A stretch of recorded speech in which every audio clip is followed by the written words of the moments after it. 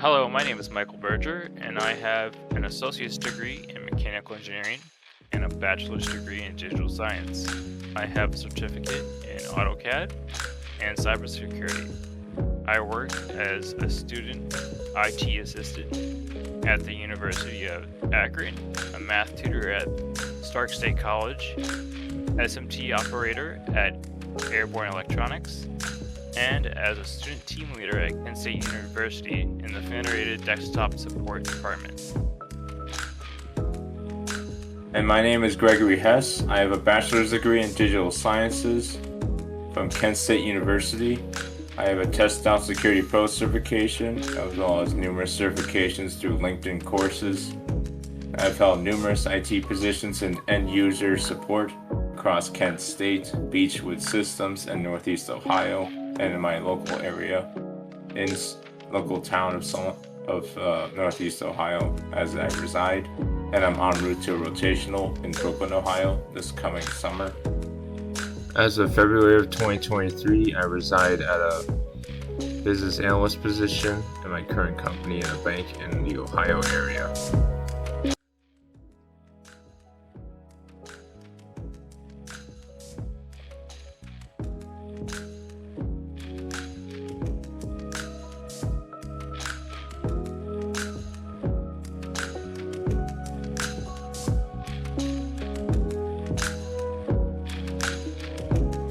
Hello everyone, welcome to another episode of the Health Awareness Podcast. It is a good, beautiful day, I guess, here for both of us here, as it is March 9th of 2024. Hope you're all having a good spring or end of winter, depends on where you live right now. And today we're going to take a dive at just our mental health and wellness as we go over the importance of it and some findings we have here about why it's important to look after your mental health, as it's one of the biggest aspects of your health that can be found. I mean, we talked about nutrition, exercise, balance, work-life balance, but this one might be one of the best ones we've done so far with regards to content. I'm one of your hosts, Gregory, here with my friend Mike. Mike, how you doing? I'm doing pretty good. How you doing this week? It's been pretty good. I did my Saturday morning workout, got myself some like new food for myself, like oatmeal and raisins, just like simple things. And then right before recording, my dad ran up and gave me the Popeye sandwich, so I may have to run again. That sounds delicious. You're making me hungry. Yeah, I'm late to the Popeye sandwich thing. That was like 3 years ago. But hey, I had it. It's great, but it's best to look after your wellness on all areas. So let's dive right into the material here, though, as we look at this piece from the SHRM Foundation about why mental health might be one of the biggest topics of this year. As many people know, we are in year 4 or year 3 rather, post-pandemic. And there's been a lot of people, well over half of employees, 57% that they surveyed on this outreach, that are experiencing at least moderate levels of burnout, according to a report they got from AFLAC. As well as the employees' confidence is starting to drain a little bit, as well as decline significantly, in other words, as their sense of thinking that they need to have confidence in their employers caring about them in 2023 was down from 56% from 2 years ago and 59% in 2021. And when I look at everything that's happened here with all the different couplings of things, the polarization in the world and war, famine, and many different areas of trouble in this world, I want to say, sort of in short, that mental health is a very important trend that can be discussed this year, as well as a massive focus for this year. As this piece goes over these questions with the AFLAC CHRO Human Relations Officer, Jerry Hawthorne. And I'm looking at these notes, Mike. What are your takeaways? Just outright, like point blank? What stuck out? So as I was going through this article, I noticed that they say that you need to ask ask your employers what you need to feel comfortable and like your employers are taking care of you in the right ways. And I'd like to start by like uh my opinion on why we're in this bind now. I feel like things have transitioned from our employers are there for our futures, from investing to benefits to retirement. But now I think we're seeing more and more that our companies are more or less, I would say, less concerned with that, as we've all heard stories about people getting laid off a couple years before their retirement, and Yeah.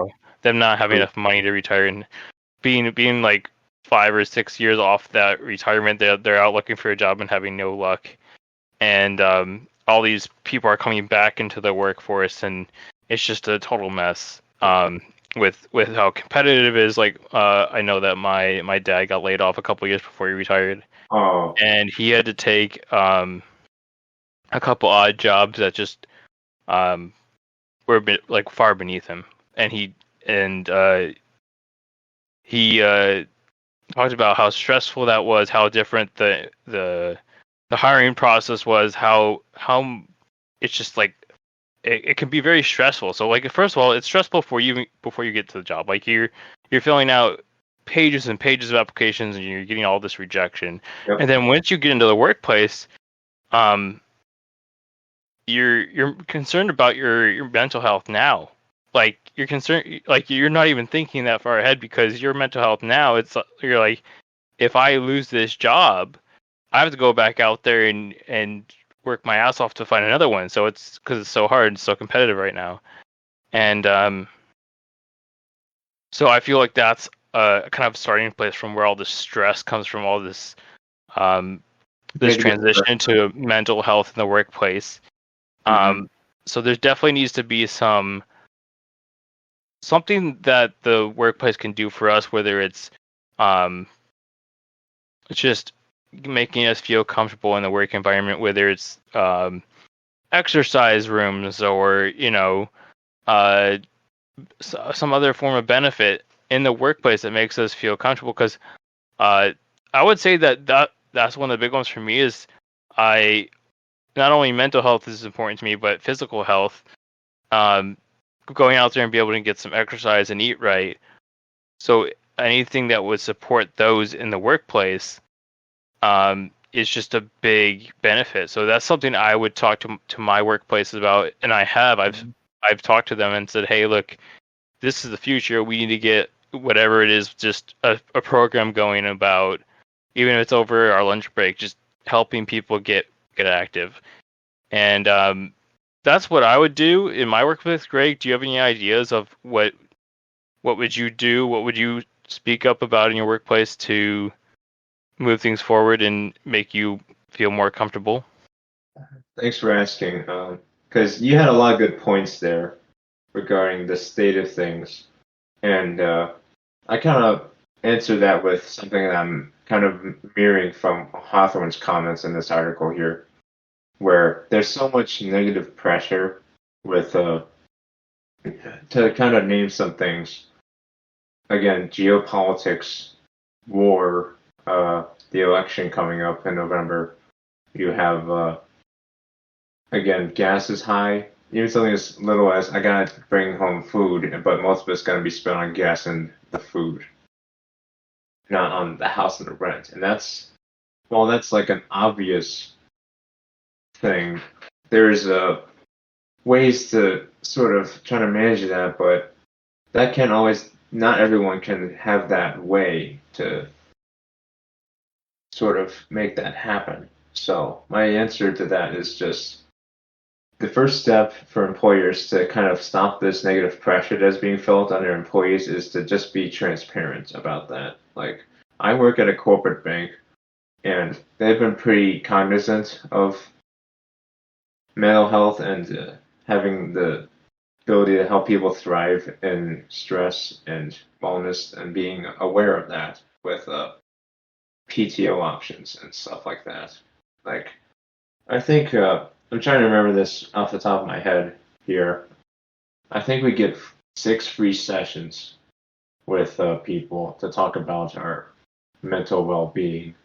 So that could be like psychiatric, could be a neurologist type of stuff or what have you. But there needs to be more of an ease set. And the first step, I think, for that is transparency for a company and not just virtue signal like, yeah, we care. Thank you for doing all your work. Like something more than that. That's like pre-recorded.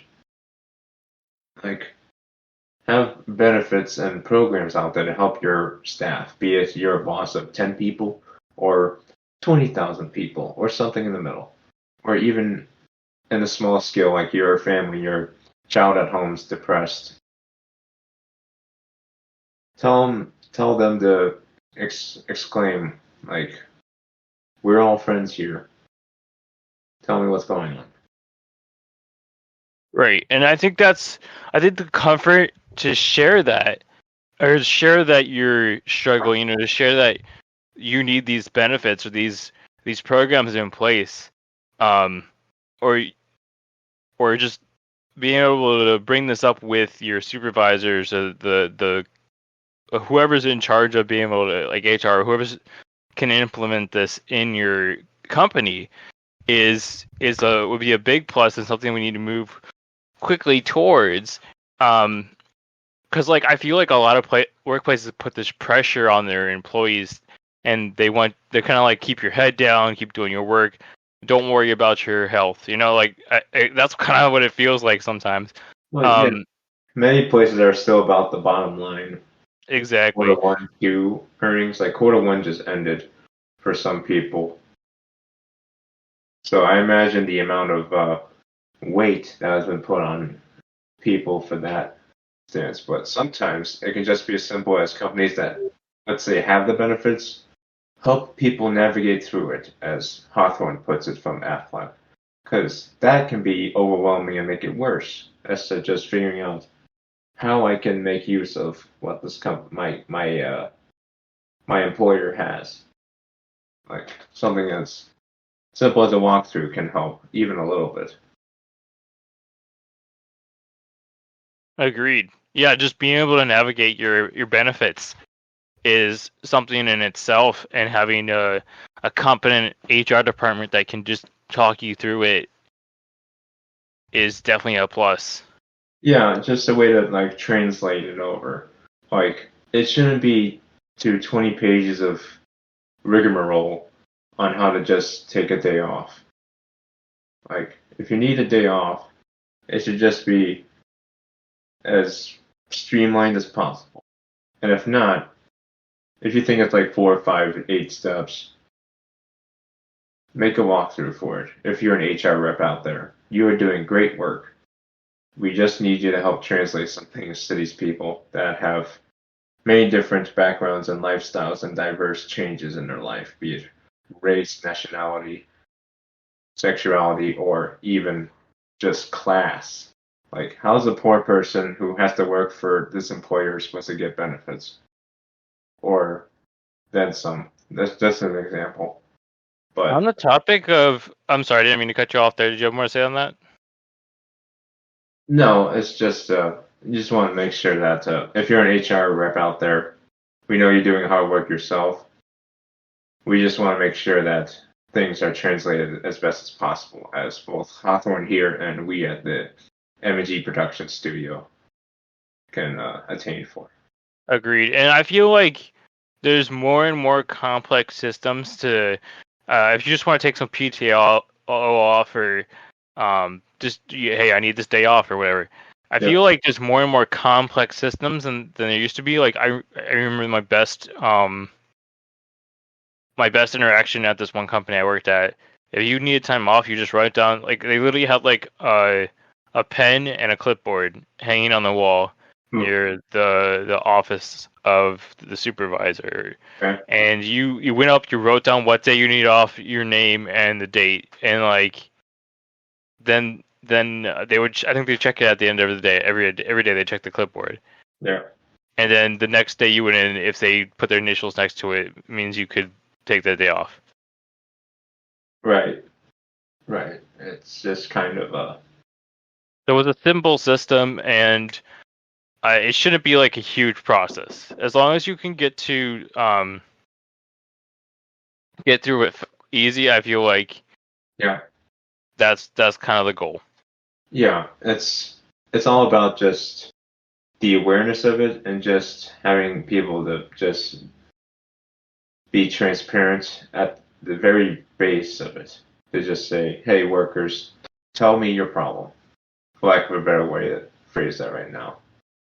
So I wanted to touch back on a podcast we did previously about movement with Heather.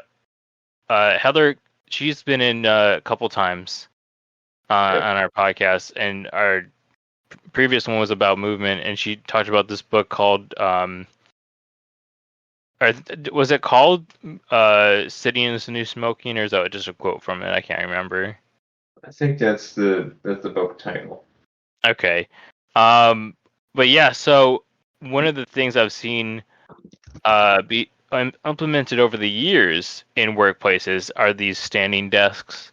And then like recently I've seen like under desk treadmills, so people are and this is great. I love to see this in the workplace, and I think a lot of people are afraid to bring this up to their supervisors or their HR team or whatever. But I think we just need to get past that fear that people are going to think that this is, whatever their thoughts are, whatever that they're thinking that is going to prevent them from getting this healthy setup going. And I think a lot of it's fear of rejection, and I think a lot of it's they're going to think less of them or something. They're not as good as a worker because they care about their health, which is not true. There have been plenty of studies that show that you work harder if you exercise. Like you get more done, your brain's more sharper. So, and we did a podcast on that too. We talked about brain health and how exercise affects brain health. So definitely go check that out if you guys have time. Yeah, we have both those podcasts. I believe that was season 2 of the health podcast, as well as season 1. That was the first episode. We talked about this material. And I want to put a correction in it, is that the book is called Desk Bound, Standing Up in the Sitting World. And Sitting is the New Smoke is a quote in the book. So we recommend this book that our friend of the podcast, Dr. Heather Elwell, give a shout out to Heather out there, that to get this, check out this book called Desk Bound. That is one word, desk, like school desk, and bound, B-O-U-N-D, standing up to a sitting world. And moving along here, as we got more material here for us, as here at this U.S. news piece here about how many people are aware of their mental health and wanting to have a wealth of, let's say, methods to fix it, which they can be a range of many things, from exercising more, which is 67%, that the 3/4 of Americans plan to start with this new year with a new resolution, as well as the 28% that want to focus on their mental health, as part of that being healthy nature. And these include exercising more, meditation, keeping a diary, and seeing a therapist or a psychiatrist, according to the study results of an APA Healthy Minds poll from December. It makes sense. It's the commonality thing we have with our past episode resolutions and how to keep them. Which, go check that one out if you haven't seen it. But it's always, I want to just mention how much of a range mental health has, as this can affect many areas in life, and demographics again, because age played a part in a large part with this survey that they covered here, with more than 2 in 5 young adults aged 18 to 34 that plan on to focus on their mental health in 2024, compared to just 7% of seniors, 60 plus range. So, as someone that has a lot of old people in his family, it's telling that seniors sometimes need to look after their mental health when they might be facing the same negative pressure that the younger people do. From the topics we've covered on the podcast, such as lack of exercise, doom scrolling, the feeling of helplessness in their work if they're still working, and then some. But this is just a small piece I wanted to touch on, as this was a poll that was conducted across over 2,000 adults. Sounds good to me. Would you say that you chose a New Year's resolution on this list? Yeah, I wanted to be healthier this year as the vague goal, but my main goal is also to try to just lessen my belly fat. To just kind of sum it up, I wanted to, like, in terms of a specific goal, I said I want to fix my belly fat by the time it's like Halloween, November season. That's a very honorable goal. I also chose health as my New Year's resolution. I think a lot of other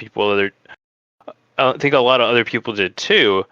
The one that stood out to me the most on this list was reducing the amount of social media that I consume, and I think a lot of people can benefit from doing the same. Yeah. Because I constantly am scrolling through TikTok or Instagram, and I'm consuming all this social media. People I don't even know. Some of them I do know, and I know, like, we don't even do this like in the front of our minds. I'm sure we do in the back of our minds, where we're just comparing ourselves to them, and it can bring all this negativity into our lives. Yeah. And instead, we just got to go out there and live our lives and do the best we can every day, right? Just go out there and do our best and enjoy our lives, right? Instead of watching other people enjoy their lives, just go enjoy your lives, and I'm sure it would do wonders for our mental health. And that's across all ages. Again, if you're in your teens, or if you're, especially these poor kids online now. Oh, geez. Like, I feel bad for the kids that are stuck in this online loop we're in right now, as the Child Safety Act that we covered in the last tech podcast. I'm wondering, that act hasn't been passed yet, but I imagine that if it goes in the right direction and the right policies and whatnot, I haven't read it, the draft of it, but I think if something like that gets passed, it can help the mentality of many kids that are at age 12 and feel bad about themselves. I'm just saying. As a guy who has cousins that aren't even in high school yet, it's I think I can see the difference and sense the difference if kids just weren't so hard on themselves because their friend went to Cancun or something, or met Taylor Swift or Drake at, like, a concert that their parents paid for. It's just something to help get things more grounded. Like, make what you can and what you can do. Alongside that, because as a side note, like, the social media aspect can be, like, put towards many types of media, from people that still watch TV and reality shows, those types of material, that schlock. But you're gonna have to sometimes just sit down and go, like, why am I don't need to watch this. Like, I'm not. If you sit down and think to yourself, is scrolling on Instagram helping me or hurting me? And if your answer is a little bit hurting, just drop it. Just go back to texting people if you have to. I've done that for a majority of my services, and I just felt the difference right away. Gradually, even if you don't see it yet, it's gradual. Plus, I heard also on the grapevine that TikTok might be banned because the bill's going to be put on actually Joseph Biden's desk soon if he signs it and if it comes to fruition. So there might I be. don't know. I feel like TikTok has died. I go on there like very little now, and when I do, I'm just like, this is all trash. Like it's not even fun to like scroll through anymore because it's just like ad, and it's like I used to go in there and find so much good tech information and some good and bad health information. Like some of it was questionable, but some of it was like based on facts. Like so, you did do a lot of fact checking when it came to health stuff on there, but a lot of the tech stuff was very reliable. But like then there was like fun dances and like there was like a whole broad range of just fun stuff, Yeah. that like you were learning, you were enjoying the culture. Like there was even some news on there like that I just found interesting. And I usually don't watch the news, so that was kind of cool. Like it was nice to hear about the world, like not from like because like when you watch TV or something, you hear the news, it's all political, right? Yeah, it's all fear mongering stuff. Like, oh, Yes, and like there was some like cool stuff about like, oh, here's what this company's doing to help clean up the ocean, and oh, here's what's going on in this country.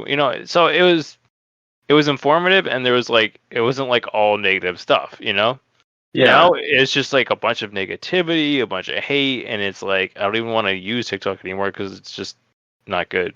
let's brain drain, and Yeah. we want to get back to our mental health stuff, but I think the downfall of TikTok also happened with this piece I saw the other day about how Universal Music Group pulled out its licensing deal with TikTok back in January. So a lot of videos got taken down because they had UMG listed artists in them in the videos, their songs. And that's like Taylor Swift, Drake, Bad Bunny, Beyonce. So a lot of people put that music in their videos. So when that licensing deal ended, they pulled all them out. Oh, music was a big thing too. We would find music.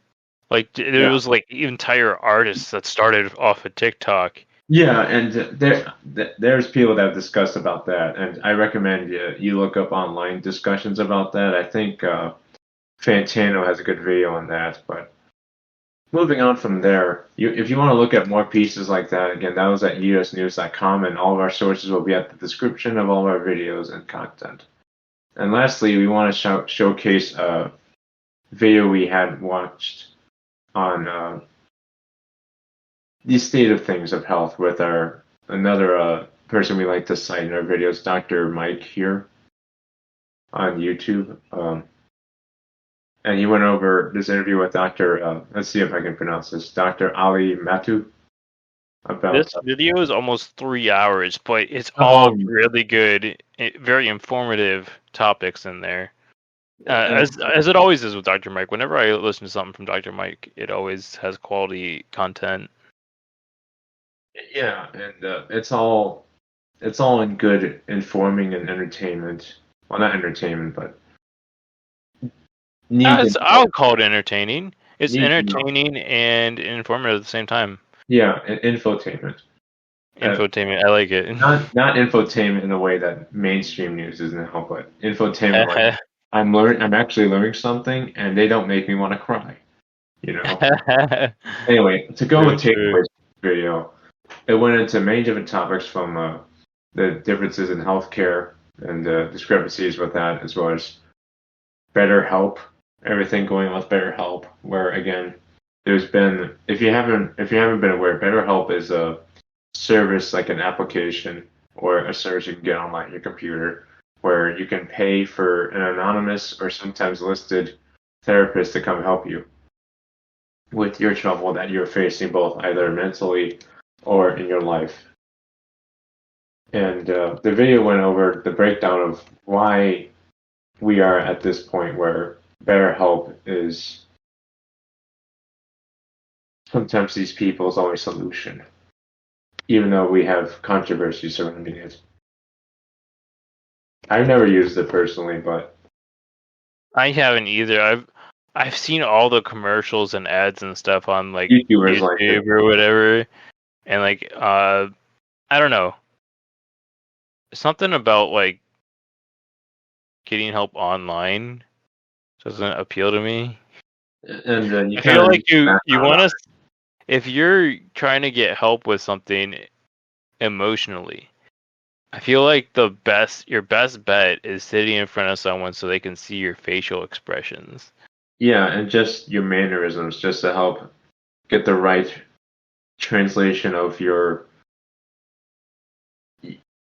sensibilities that you're going through right now, both good or bad, to the individual that you're talking to. But to Are you sort of trying round up, to? Have you ever? help. I feel like a good way to put this is if you've ever had a phone conversation like where you're texting someone and they're trying to use sarcasm in the text or be facetious and you don't get it and you're like, and you know they hurt your feelings or whatever. I feel like that would be the equivalent of getting help over the phone or getting help online or video, because you just being there in someone's presence, or someone's presence, Yeah. you can pick up on more than if it was over, a call or whatever, or over a video chat. Yeah, and you'd be right because I don't know. It was a good back to the video. It's sort of about a good discussion on healthcare and mental wellness in the time of the current Yeah. state. Well, you also talked about how so many people are like, it's this big trend to work on your mental health this year. So they have so many people booked um, for appointments, and like people are struggling to get appointments. And what else did he say? He said that he said it's not always bad to talk to your physician about your problems and see if they can help you find the right person, even if they can help you. Another thing that I found interesting is their thoughts on capitalism and healthcare, and how some not all, but some people in the healthcare industry won't help you get fully better. They'd rather have you keep coming back for more and more sessions, or so that they can keep making money, which I don't like that. I find that very scammy. Is that the right word? Yeah, and it's kind of it's very sheepish as well as just the whole. But like The word, on the there's other a word side, for it. it does take a while for whoever your counselor, your psychiatrist, or whatever. It takes some time to get to know you. So how many sessions is the right amount? How many? How do you know you can trust your counselor to make sure that they get you to where you need to be and then let you go, so you don't keep going to sessions and paying all this money out of pocket? Because like it's expensive. It can add up over time, and uh, at the end of the day, you just want to feel like you're making progress and getting better. Um, so definitely, they had a lot of good points about that too, and I think they basically concluded that capitalism and healthcare does not mesh well. And what we want is the best for everybody. We want everybody to feel like they're being helped. And you want to make sure you're getting the best care. You want to make sure that whoever you're talking with is focused on getting the best care for you, but also not trying to get all your money out. So I think that's what Dr. Mike said. He said, talk to your physician about finding the right person for you, and I think that's a good way to go. Yeah, just that facet of just knowing, like sitting yourself down sometimes, or if it's a couple problem with you and your partner, you have to sit down and go like, okay, how can we address this best? And just going to maybe your physician, be at your clinic or whatnot, to just sort of figure out where to go from here and who can I talk to that's best. It could be a psychiatrist, it could be a marriage counselor if it's in that realm of things, which I know nothing about. But if you're married and you need help, you need to contact a counselor, and that might be a solution. On top of other things, just like even just talking out with your friends and family, and maybe that's enough. Just having it talk with your friends and family. But what I found also, I can pull it up here in my old notes here, is that BetterHelp was controversial because they sold some of the data that they got from the patients to Pinterest and Snapchat and stuff like that. Oh my gosh. The FTC found that they're like secretly selling the data to Pinterest, Snapchat, and stuff to give you ads for stuff like if you're talking about stress, about sleep, they give you ads for like melatonin pills, or like if you're having ads about I don't know, something going on with your man parts, if you were born a man or identify as a man, you would get ads about Cialis or Targeted advertising, basically. that you didn't ask for, but someone sold your data to It data. feels like more and more targeted advertising is coming into the picture, and I feel like in some ways it's good and in some ways it's bad. I feel like if it's private information like this, it's bad. If it's, hey, I like video games, then they want to send me, ads about the new video games, that's fine, Yeah, I mean, like I have a service that's trying to get rid of my data from data brokers and sites called Aura. I think I mentioned it on the tech podcast, but on my health front, I also have it at protecting my healthcare information as well, in the event that someone tries to stake it or take advantage of it and steal it. But I don't want to lose track of what we're talking about here. That video with Dr. Mike is pretty good about going over the status of things with how people are sort of correlating everything here in this post-COVID sort of world where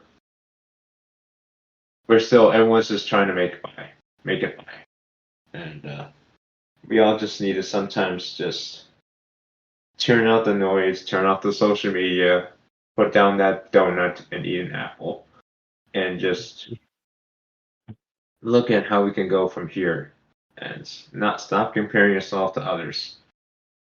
You are the best person that you can be out here. And that's Right. the thing. So that's Yeah, I all. want to thank for everyone for coming out today, Yeah, and I want them to definitely go out there and be the best person they can be, and be aware of their mental health and others as well. yeah, and thank you for joining me, Mike, today. As this was a pretty good episode that we went over here on the the importance that is mental health awareness and wellness of that. So, if you like what we do and want to help us, feel free to comment on one of our videos to hear about our Patreon. Feel free to give us a like, a share, a comment. Again, it helps us a lot as we try to put out the best content for you all as much as possible as part of the M&G Productions group here, as well as just what we do on the side as we try to, again, put out the best content that doesn't want to give you fear, but want to help you get informed. So, on that note, I want to wish everyone a good rest of your weekend. If you're watching this on Saturday, we put this out, or a good evening, good afternoon, good morning, no matter where you are. And again, lastly, health is wealth. Health is wealth.